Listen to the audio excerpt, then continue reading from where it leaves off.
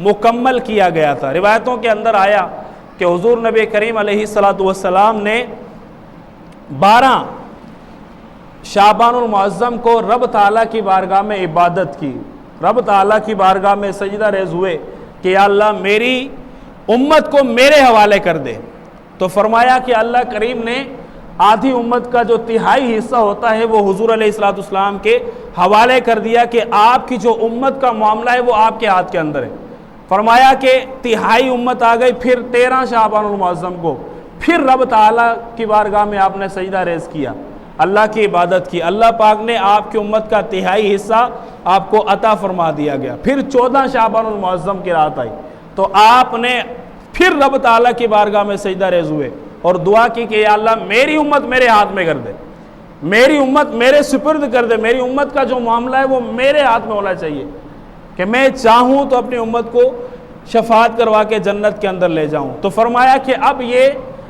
3 حصے امت کے ہو گئے، ایک حصہ رہتا ہے۔ تو فرمایا پھر اگلی رات آتی ہے 15 شعبان المعظم کی رات، شب براعت کی رات، کہ اللہ کریم نے شب براعت کی رات آپ کی شفاعت کو مکمل فرمایا اور فرمایا کہ اے میرے محبوب، میں نے آج اس رات کی برکت سے آپ کی ساری امت میں نے آپ کے سپرد کر دی۔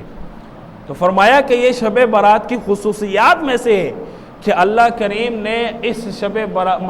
برات کے اندر آپ کی دعا کو قبول فرمایا، آپ کی شفاعت کو مکمل فرمایا اور امت آپ کے ہاتھ کے اندر کر دی گئی، امت آپ کے سپرد کر دی گئی۔ تو بہرحال یہ 5 خصوصیات جو ہے وہ احادیث کریمہ کے اندر بیان کی گئی کہ جو شب برات کو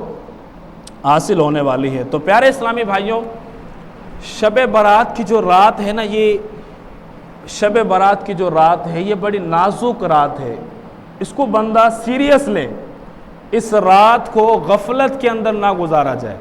قرآن کریم کے اندر رب تعالیٰ نے ارشاد فرمایا کہ فیہا یفرق کل امر حکیم، کہ اس رات کے اندر ہر حکمت والا کام جو ہے وہ بانٹ دیا جاتا ہے۔ حضرت عطا بن یسار رحمۃ اللہ تعالی علیہ فرماتے ہیں کہ جب نصف شعبان کی رات یعنی شب برات کی رات آتی ہے تو حضرت ملک الموت علیہ السلام کو ایک صحیفہ دیا جاتا ہے اور حکم ہوتا ہے کہ اس میں ان لوگوں کے نام کو لکھا جائے کہ جن کی روح اس سال قبض کرنی ہے۔ وہ صحیفہ حضرت اسرائیل علیہ السلام کو دیا جاتا ہے اور فرمایا کہ اس رات کے اندر ان لوگوں کے نام لکھے جائیں گے جن کی روح جو ہے وہ قبض کرنی ہے۔ فرمایا کہ آدمی جو ہے وہ غفلت کے اندر زندگی گزارتا ہے، شادی بیاہ کے اندر مصروف ہوتا ہے، اپنی آخرت کو بھول گیا ہوتا ہے، دنیا کمانے کے اندر پیچھے لگا ہوا ہوتا ہے، لیکن اس کو پتہ نہیں ہوتا کہ اس شب برات کی رات اللہ کریم نے اس کی موت کا پروانہ جو ہے وہ حضرت اسرائیل علیہ السلام کے ہاتھ میں دے دیا ہے۔ تو یہ بندہ آگے جو آنے والی شب برات ہے، اگلے سال کی شب برات،